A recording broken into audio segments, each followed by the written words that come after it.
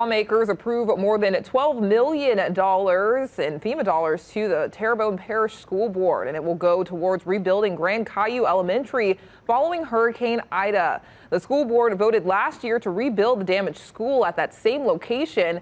The school board had warned that FEMA would not pay to elevate and rebuild the school in the flood-prone area, but FEMA has since reconsidered and agreed to reimburse for 90% of the rebuilding project.